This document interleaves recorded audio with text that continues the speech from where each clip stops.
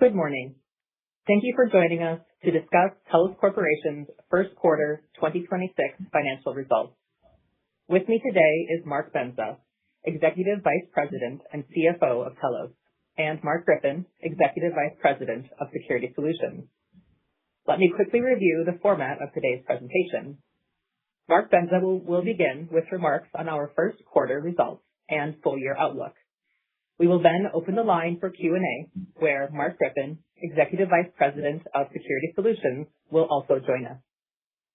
The first quarter financial results were issued earlier today and are posted on the Telos Investor Relations website, where this call is being simultaneously webcast. Additionally, we have provided presentation slides on our Investor Relations website. Before we begin, we want to emphasize that some of our statements on this call, including all of those relating to 2026 company performance, plans, and operations, are forward-looking statements and are made under the safe harbor provisions of the federal securities laws. These statements are based on current expectations and assumptions that are subject to risks and uncertainties. Actual results could materially differ for various reasons, including the factors described in today's financial results summary and the comments made during this conference call and in our SEC filings. We do not undertake any duty to update any forward-looking statements. In addition, during today's call, we will discuss non-GAAP financial measures, which we believe are useful as supplemental and clarifying measures to help investors understand Telos' financial performance. These non-GAAP financial measures should be considered in addition to, and not as a substitute for or in isolation from, GAAP results. You can find additional disclosures regarding these non-GAAP measures, including reconciliations with comparable GAAP results, in our first quarter results summary and on the investor relations portion of our website. Please also note that financial comparisons are year-over-year unless otherwise specified. The webcast replay of this call will be available on our company website under the investor relations link. With that, I'll turn the call over to Mark Bendza. Thank you, Allison, and good morning, everyone.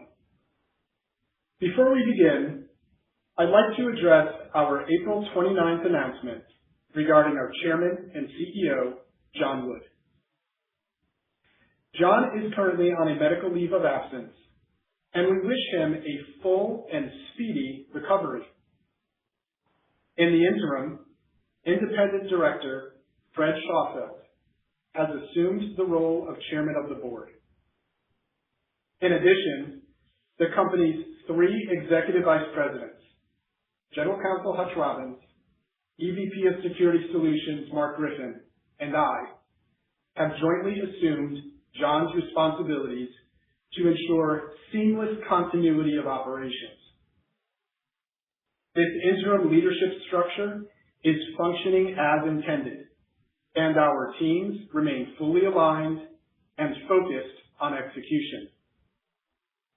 We continue to see strong engagement from our customers and partners, and program execution across the business remains uninterrupted. Our priorities for 2026 remain unchanged: delivering strong revenue growth, expanding adjusted EBITDA margins, generating robust cash flow, and continuing meaningful share repurchases. Our first quarter results reflect the continued transformation of Telos into a more scalable, profitable, and cash-generative business, and we made strong progress against each of these priorities during the quarter. With that, let's turn to slide 3. We're pleased to report another strong quarter, with results exceeding the high end of our guidance range. Our outperformance was supported by strong TSA PreCheck enrollment activity, continued execution across our core programs, and the benefits of our ongoing efficiency initiatives. Total company revenue increased 56% year-over-year to $47.7 million, surpassing our guidance of $44 million to $45 million. GAAP gross margin was 36.4%, and cash gross margin was 42.3%, both exceeding our expectations due to a favorable mix of higher margin revenue streams and continued operational discipline across the business. As a reminder, given the breadth of our revenue streams, gross margins will fluctuate quarter to quarter based on mix. On operating expenses, our continued focus on cost discipline, including the restructuring plan approved in Q4, drove strong profitability. Adjusted operating expenses came in approximately $400,000 better than guidance and were down $1.2 million year over year. As a result, adjusted EBITDA exceeded the high end of our range, reaching $7.9 million versus guidance of $4.5 million to $5 million. Adjusted EBITDA margin was 16.5%, a significant increase from 1.2% in the prior year period. Turning to cash flow, strong cash generation and disciplined working capital management remain key priorities. Operating cash flow was $8.7 million, and free cash flow was $6.4 million, representing a 13.4% free cash flow margin. This was our fifth consecutive quarter with a free cash flow margin above 12%. This reflects the increasing efficiency and scalability of our operating model, as well as disciplined company-wide working capital management. Our strong cash flow generation and liquid balance sheet provide us with flexibility to invest in growth initiatives while continuing to return capital to shareholders. During the quarter, we repurchased $2.2 million of stock, or over 500,000 shares, at an average price of $4.25 per share. Given the durability of our strong cash generation and our confidence in the long-term value of the business, we intend to accelerate repurchases in the second quarter.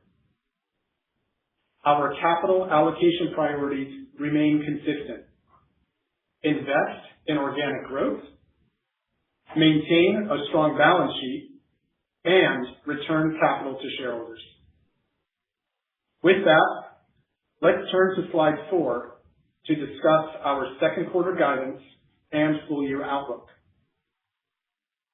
For the second quarter, we expect revenue growth of 22% to 28% year over year, or $44 million to $46 million. We expect cash gross margin of approximately 39% and adjusted operating expenses to decline by roughly $1.3 million year over year. Adjusted EBITDA is expected to be between $5 million and $6 million, representing a margin of 11.4% to 13%.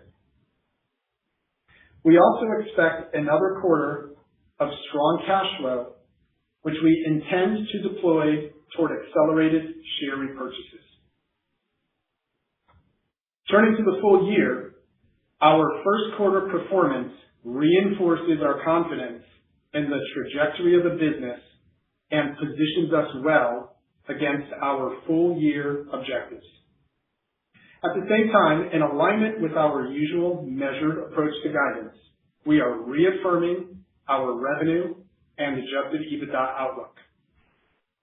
We issued our full year outlook less than 2 months ago, And while we are encouraged by the momentum we're seeing, it remains early in the year, and we believe an additional quarter of performance will provide even greater visibility into full year trends. Based on first quarter performance, we have updated certain assumptions within our full year model, including raising the low end of our cash gross margin expectations to partially reflect the margin strength recognized during the first quarter. We will continue to evaluate our outlook as the year progresses and look forward to providing an update following second quarter results. Lastly, before I wrap up, I'd like to spend a few minutes on growth and new business opportunities. Since 2024, we have significantly grown our top line largely through new business wins.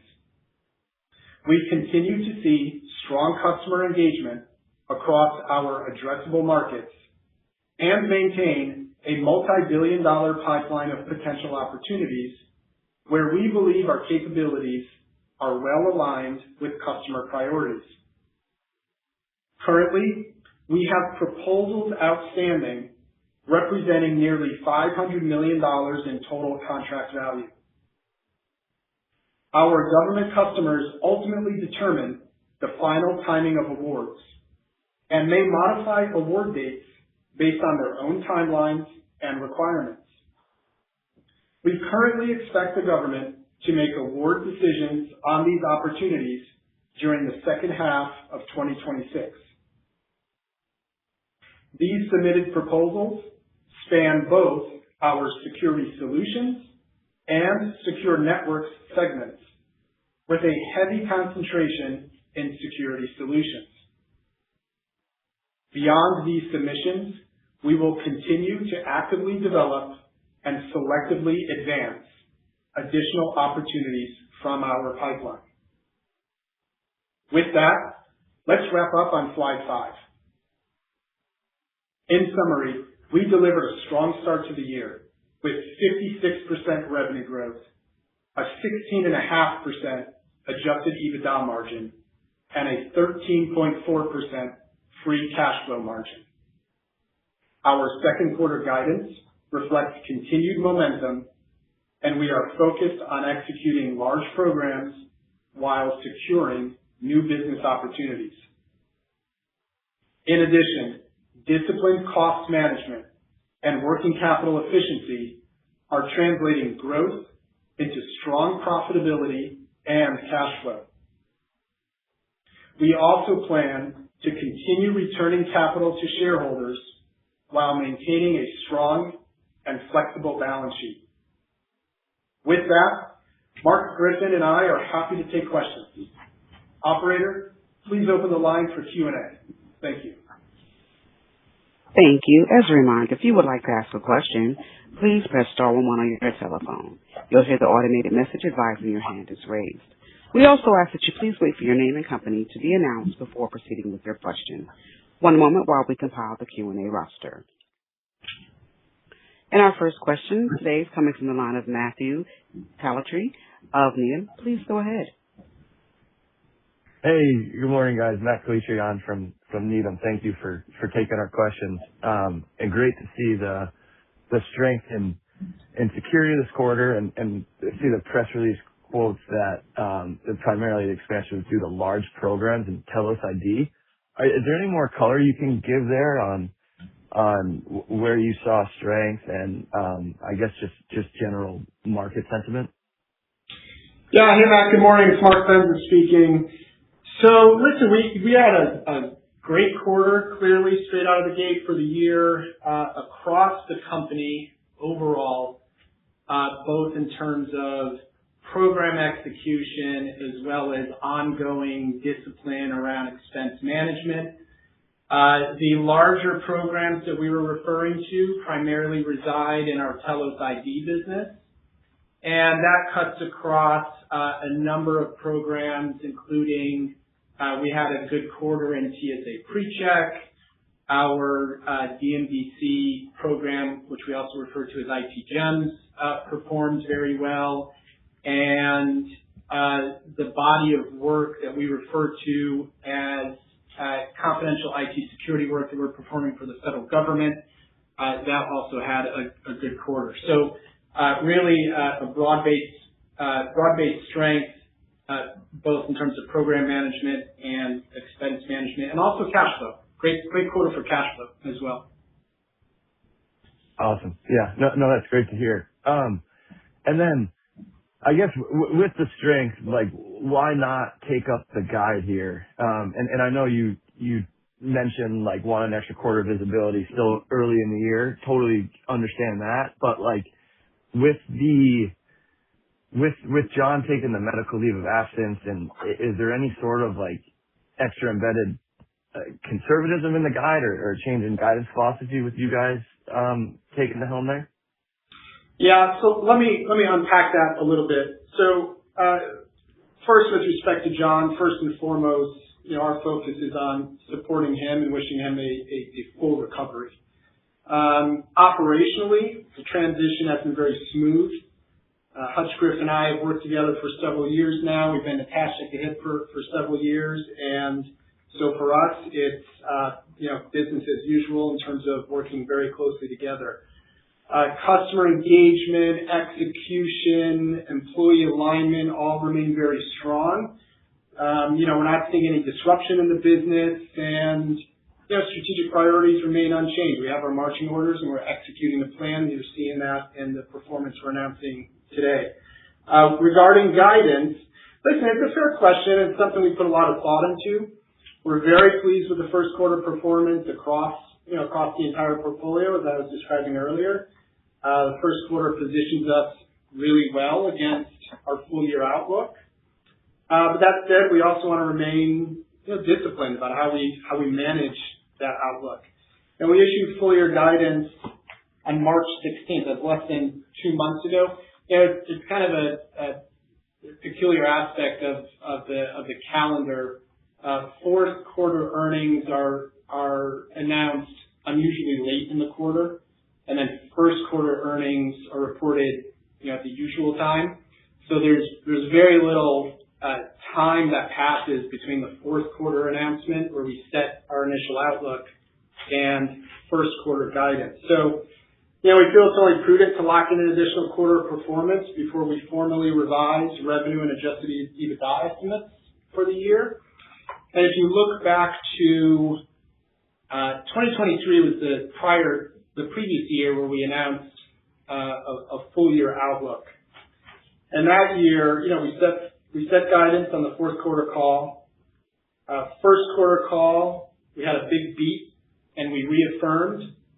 Second quarter call, we beat and raised. Third quarter call, we beat and raised. And then the final fourth quarter call, we beat again. So, it's an approach to a full year outlook that we think serves us well. Awesome. Thanks so much. And sorry, I should have led with this, but our thoughts are with John too, and wish him a speedy recovery. So thank you guys. Thanks, Matt. Thank you. One moment for the next question. Our next question is coming from the line of Eric Sabater of B. Riley Securities. Your line is open. Yeah, thanks for taking the question.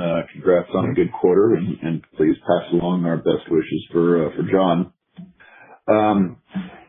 Comment a little bit on the environment for the TSA PreCheck, if you would. Have increases in fuel prices and travel costs made any difference in terms of demand for enrollment, or do you think that's a risk?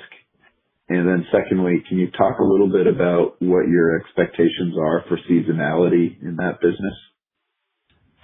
Yeah. Hey, Eric, and good morning. So on PreCheck, listen, PreCheck is an important program for us. It's one of several large programs within the company. We expect it to be an important growth driver for us for the year, as it was in the quarter. No, we haven't seen any impact from higher fuel prices. As a matter of fact, enrollments are performing very well year over year, both in the first quarter as well as so far here in the second quarter. Can you comment about seasonality in that business? Oh, sure. Yeah. So seasonality, typically, we see enrollments as being seasonally lower in the second half. That's kind of a trend we've seen for the last couple of years, and our base case is we would expect that again this year. Okay. And then any comments about the software contribution from Exacta in the quarter? Contribution was about flat year over year. I'll maybe turn to Mark if you'd like to provide some comments on Exacta AI and how we're trending there. Sure, Eric. Mark Griffin. So we have currently sold and installed over 400 licenses of Exacta AI. We initiated interest and adoption within our existing install base and expect additional sales within the intelligence community, the federal, civilian government, and Department of War. So to date, we have installed and operated live production pilots at multiple large intelligence community agencies, the Department of War elements, and in the banking community. In addition, we have participated in numerous market surveys, demonstrations with both executives and cybersecurity matter experts within these stakeholder groups. In general, the response has been very strong, and we are anticipating numerous RFPs later in the year. So we're bullish on the progress to date. Very good. Thank you. Thank you. One moment for the next question. Our next question is coming from the line of Nehal Shokchar of Northland. Your line is open. Yeah, thank you. Congratulations on a great quarter. Our thoughts are with John, hoping him a speedy recovery as well. Questions are on the pipeline. Given that you are signaling strong confidence in the business with the accelerating share buybacks, sounds like that's twofold. One, the core businesses are performing well, but is it fair to say that the $500 million of pipeline of award decisions that you expect to be made in 2H26, you feel like has a higher probability of win rates than what you would typically assume for awards that are at that stage? Is that correct? Yeah. So, Nehal, I think the way I would categorize it is, a good chunk of the submitted and pending proposals are aligned to a body of work that we think we're well positioned on. We have a good track record in, well aligned with our capabilities, and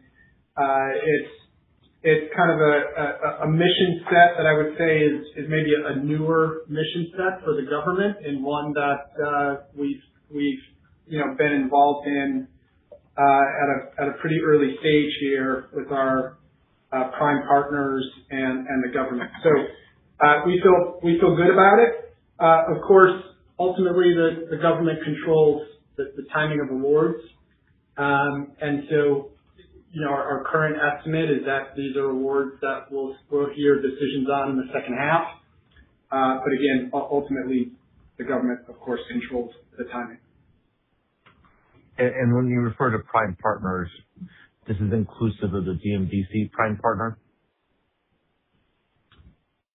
No, this is a different set of proposals. Got it.